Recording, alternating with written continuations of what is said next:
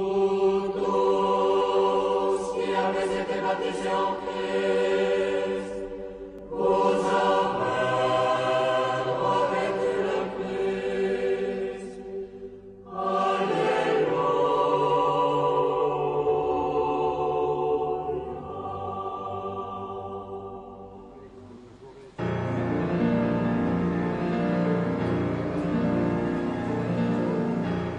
63e semaine d'études liturgiques s'est tenue à l'Institut de théologie orthodoxe Saint-Serge à Paris du 27 au 30 juin 2016. Le thème retenu portait sur les traditions recomposées, liturgie et doctrine en harmonie ou en tension. Père Nicolas Tchernakrak, nous savons que vous êtes le doyen de l'Institut de théologie orthodoxe Saint-Serge actuellement. Et vous êtes aussi un participant régulier à ce congrès liturgique qui, pour nous, sont une façon de terminer, on pourrait-on dire, l'année académique, puisque c'est en général en ce mois de juin qu'on se retrouve et qu'on se penche sur l'héritage liturgique des diverses églises locales chrétiennes.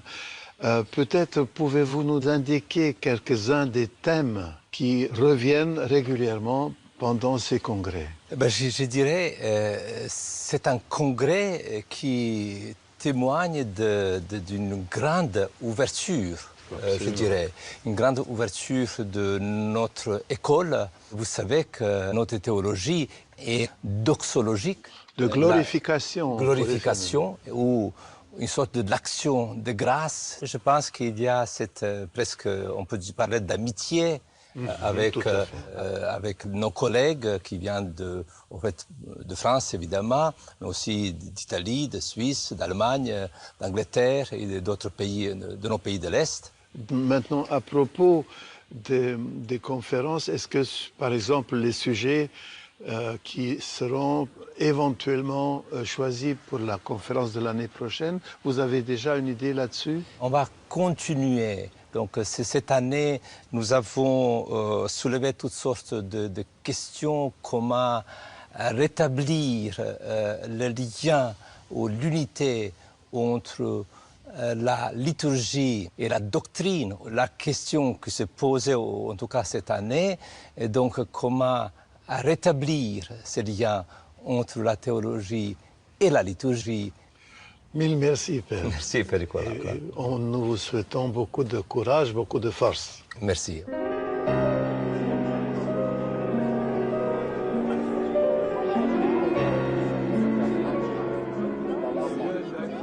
Père Diacre André Loski, vous êtes le titulaire de la chaire de théologie liturgique ici à l'Institut. Oui. Et vous êtes évidemment aussi un des principaux organisateurs de ces semaines liturgiques qui font maintenant définitivement partie de la vie académique de notre institut.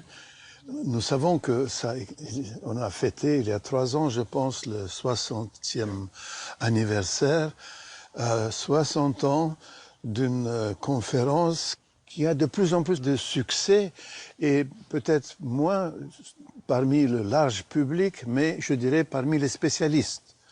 Comment expliquez-vous ce succès indéniable? Nous avons décidé d'élargir la possibilité de faire un exposé à des étudiants en fin de cursus, des étudiants de master ou doctorat.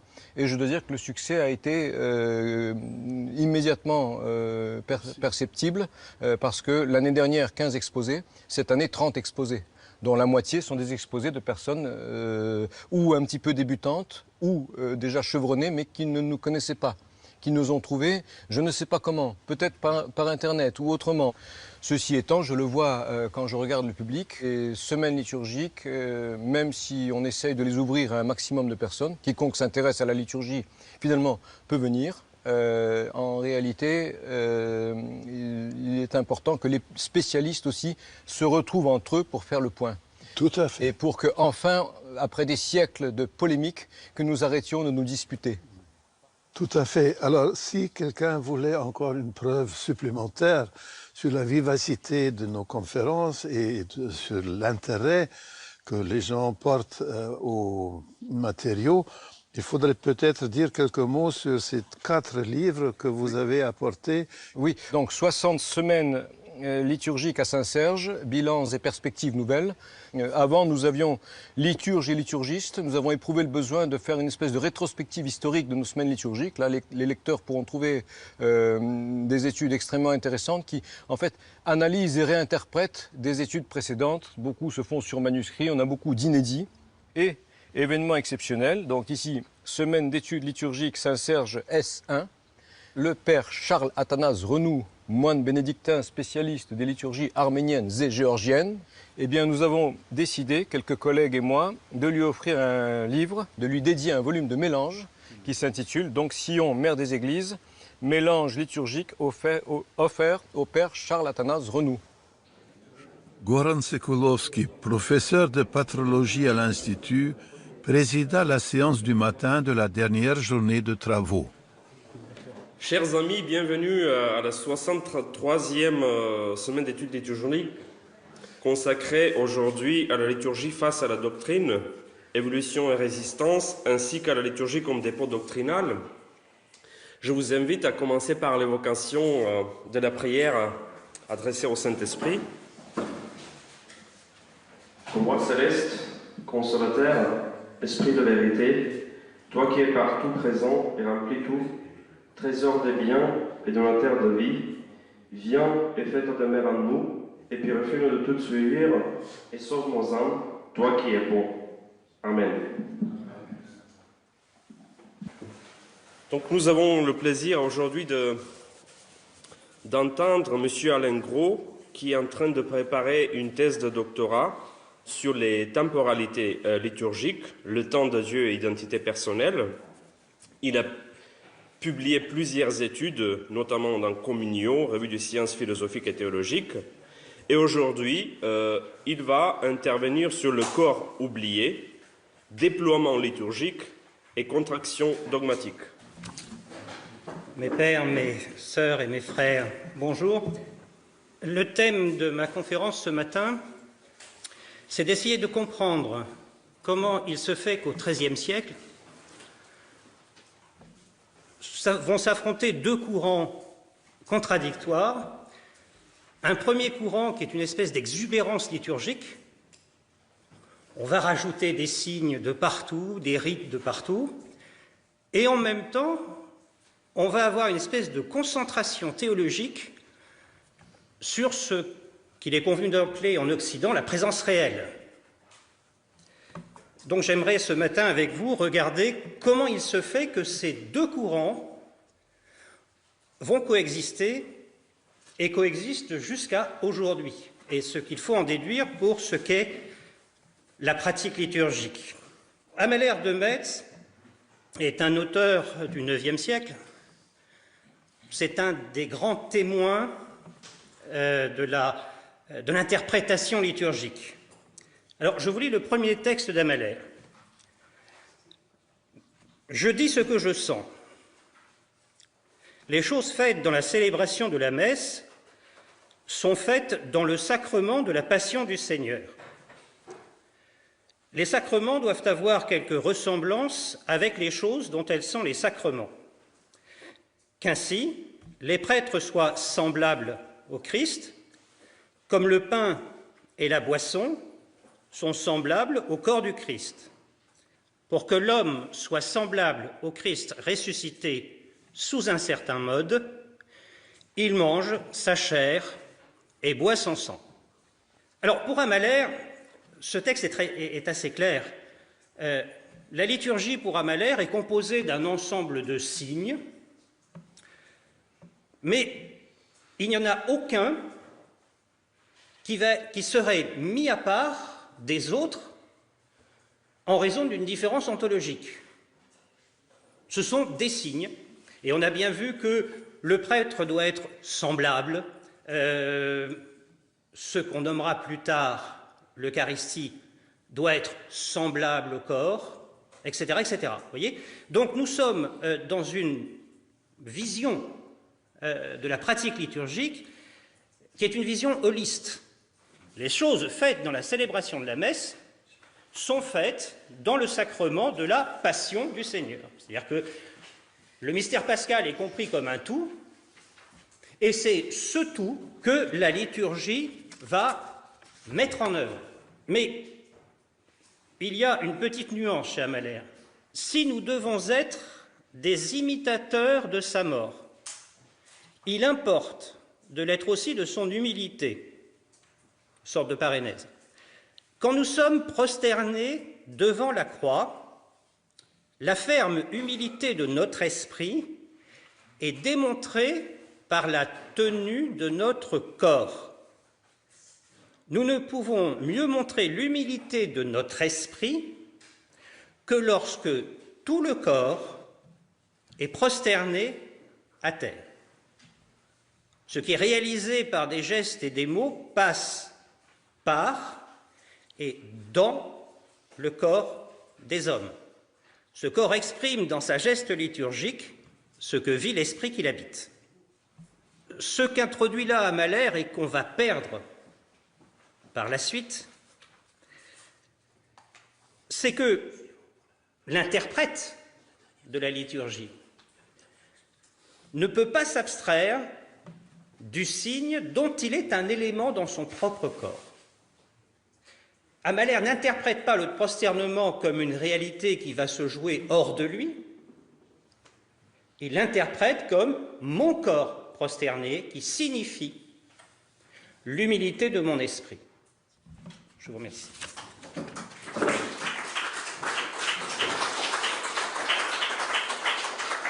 Merci beaucoup à Alain pour cet exposé éclairant. Sans plus attendre, j'invite le père Gilles Trouin. Alors, il me revient la lourde tâche de réhabiliter la messe-spectacle, puisque au XVIIe siècle, nous sommes dans la messe-spectacle. Alors, en réalité, j'ai un tout petit peu changé le sujet. Liturgie et doctrine en tension, l'exemple de l'articulation nef-chœur dans les édifices catholiques en France après le Concile de Trente. Les exemples à partir desquels nous avons travaillé sont ceux de la cathédrale métropolitaine Notre-Dame de Paris, tout seigneur, tout honneur, dont Louis XIV a souhaité moderniser le chœur médiéval dès la fin des années 1680. Deuxième exemple, l'église Saint-Sulpice, dont le projet engagé par une des grandes figures, c'est pour ça que je l'ai prise, de la réforme pastorale du milieu du XVIIe siècle, Jean-Jacques Ollier, ne sera achevé, pour des raisons de faillite de la fabrique, que dans la première partie du siècle suivant. Et le troisième exemple, l'église paroissiale Sainte-Geneviève d'Asnières, qui est toujours debout, reconstruite dans la première décennie du XVIIIe siècle, et je l'ai prise parce qu'elle l'a été par une figure emblématique du jansénisme liturgique, le curé Jacques Jubé. Commencent alors à se manifester dans l'épiscopat français des résistances fortes à la vague de romanisation des liturgies, comme des espaces de célébration, largement portés par les ordres nouveaux, les évêques réformateurs de la première moitié du XVIIe siècle. Il y a eu un phénomène de romanisation des liturgies, de romanisation des espaces au début du XVIIe siècle, et là on est à un moment de réticence. À Notre-Dame de Paris, les chanoines réussissent finalement à vider de sa substance le projet initial voulu par Louis XIV d'aménagement du chœur à la romaine. Louis XIV voulait un autel situé à l'entrée du chœur, presque à la croisée du transept. Finalement, c'est le cardinal Lustiger qui a réalisé ce que Louis XIV n'a pas réussi à faire. En clair, l'examen rapide de ces indicateurs architecturaux a désigné dans le paysage liturgique du tournant des XVIIe et XVIIIe siècles des lignes de tension bien plus complexes que le clivage janséniste jésuite associé au clivage gallican romain, auquel nous aurions naturellement tendance à réduire la question liturgique à cette époque. Je vous remercie de votre attention.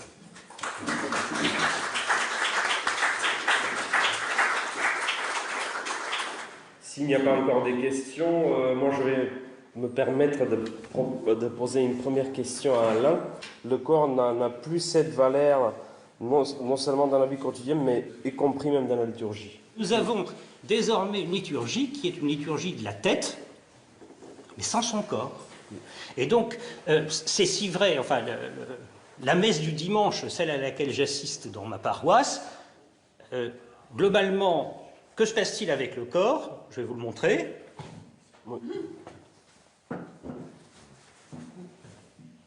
Voilà. Je crois qu'il y a une espèce de déperdition terrible de mon corps. Je ne suis plus, enfin mon corps au sens joannique du terme, de la chair. Le Verbe s'est fait chair, et c'est cette chair que nous n'arrivons plus, pas ou mal, à assumer de manière complète à l'intérieur de l'existence liturgique. Et bien l'existence. Une autre question? C'est Père Gilles qui va ajouter. Vous savez, j'ai été ordonné dans une cathédrale contemporaine à Évry, qui est conçue comme une salle de spectacle. Eh bien, comment dire, il me semble qu'il y a une désarticulation qu'on voit chez saint Thomas entre les sacrements et la liturgie.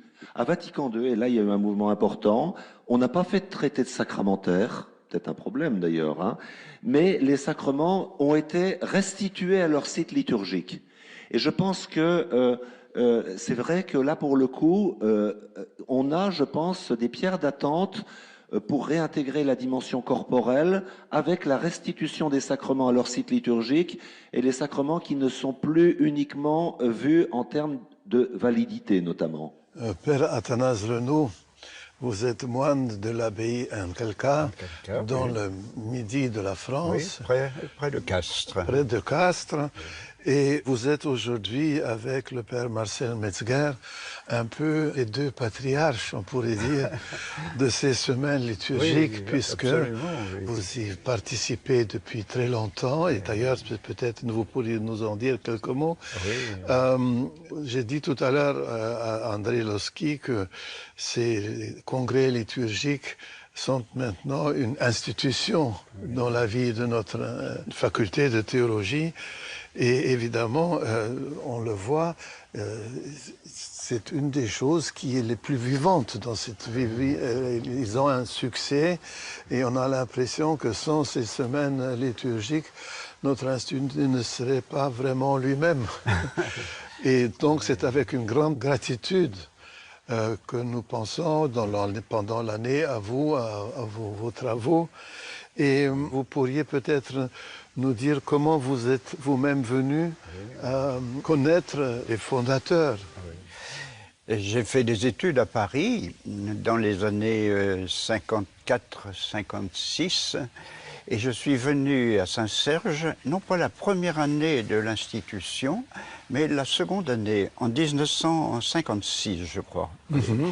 Alors, l'Institut avait c'était Monseigneur Bezobazov, Monseigneur il y avait le Père Kern, oui.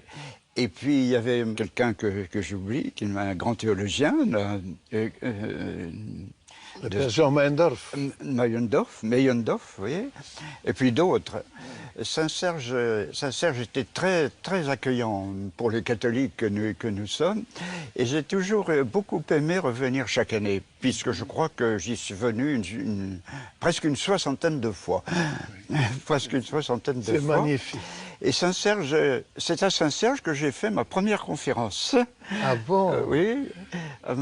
Il y avait le Père Bott, il y avait le Père J, le Père Kern. Pardon? Cheftogne aussi, des moines de Cheftogne. Les moines de Cheftogne, oui. Oui. Le Père Rousseau, voilà. le Don Capel, absolument, oui. C'était tout un milieu scientifique de diverses églises qui se retrouvaient avec plaisir à Saint-Serge. On se sentait bien, on vivait déjà la communion. On vivait déjà la communion entre nous, oui. Alors j'ai continué des études et des recherches pendant 60 ans. Pendant 60 ans. Tout le monde sait que vous êtes un éminent spécialiste du monde syriaque, arménien, géorgien.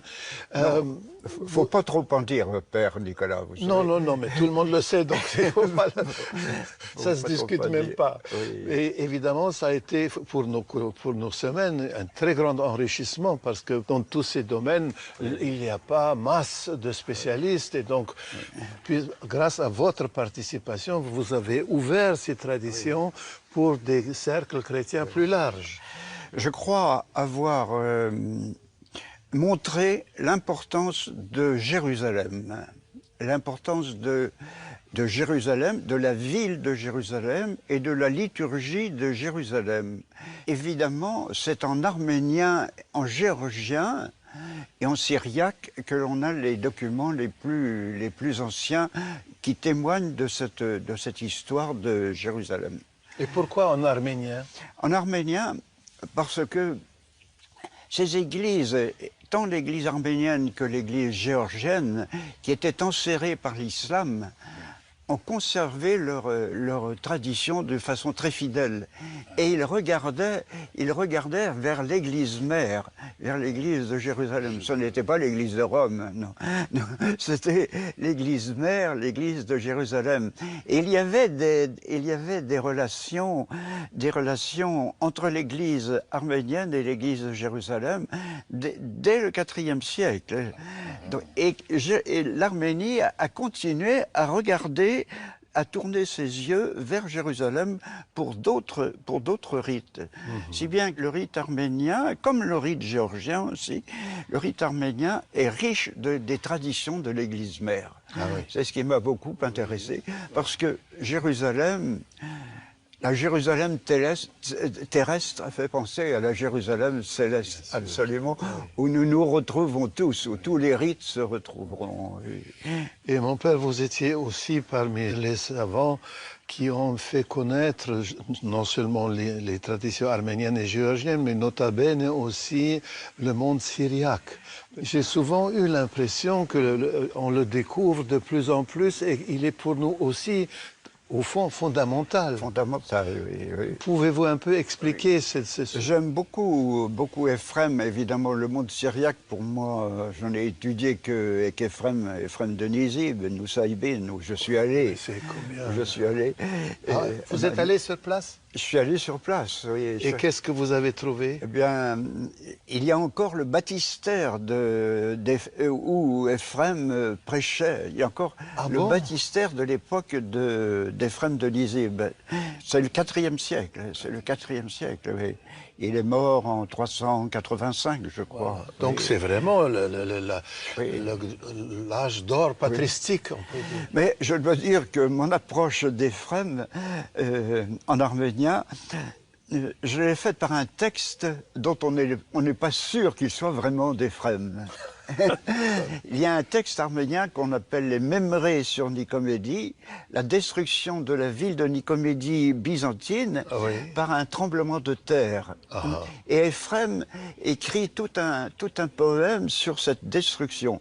Alors il décrit la vie liturgique, la vie ecclésiale, la vie tout court de cette ville qui a été détruite, Nicomédie, qui a été détruite par un tremblement de terre. Il y a 500 vers en syriaque de ces Mémorés, mais en arménien nous avons l'ensemble du texte. Ah. Un très long texte, j'ai publié. Il a été traduit du syrien en arménien. Traduit du syriaque en arménien, oui. Parce que les Arméniens, comme les Géorgiens, ont traduit beaucoup de textes d'Ephrem dans leur propre langue. Parce que Ephrem, on le chantait, et sa poésie est éminemment biblique, et il a une méthode d'approcher les textes bibliques tout à fait spirituelle et tout à fait très belle. Et dans toutes les églises d'Orient, Ephrem jouit d'un grand prestige. Oui.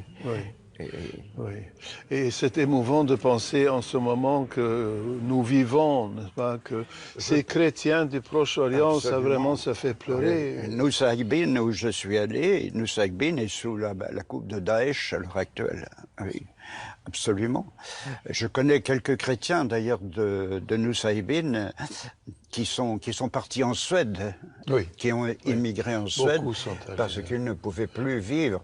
Et il y a un couvent, le couvent de Der Zafaran, un couvent syriaque de Der Zafaran, où il y a encore des manuscrits syriaques. Il y a encore 3 ou 4 moines dans ce couvent à Der Zafaran, mais l'État turc il regarde d'un mauvais œil parce que ce couvent a des territoires autour de son couvent.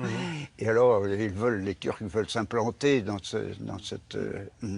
C'est dommage parce que c'est un beau lieu de la chrétienté. C'est vraiment un lieu de la chrétienté qui dépasse, qui est antérieur même à Éphrem. Je crois que nous finirons par faire une unité qui serait vraiment importante à l'heure actuelle, parce que nos divisions n'ont vraiment pas de raison. Non, vraiment pas de raison.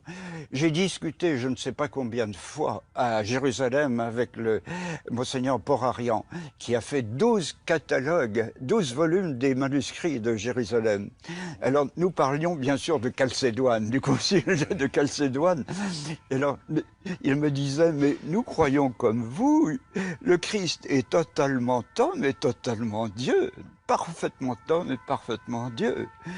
Que pouvons-nous dire de plus, nous Grecs qui avons, Grecs et Latins, qui avons mené le concile de Chalcédoine? Parce qu'il ne faut pas oublier que les conciles ont toujours été faits dans une optique gréco-latine, dans un langage qui n'était pas directement accessible à ces églises arméniennes, absolument géorgiennes ou syriaques. Les Géorgiens ont accepté Chalcédoine. Copte aussi, bien sûr, oui. Éthiopien, la Ligue, oui. Les églises d'Occident, tant l'église latine que l'église byzantine, ont affirmé leur façon de voir à Chalcédoine.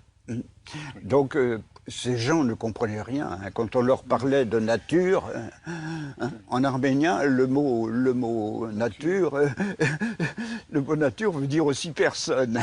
Ah oui. Le mot benutioun veut dire aussi personne. Donc quand on leur dit de nature, donc dans le Christ, oui.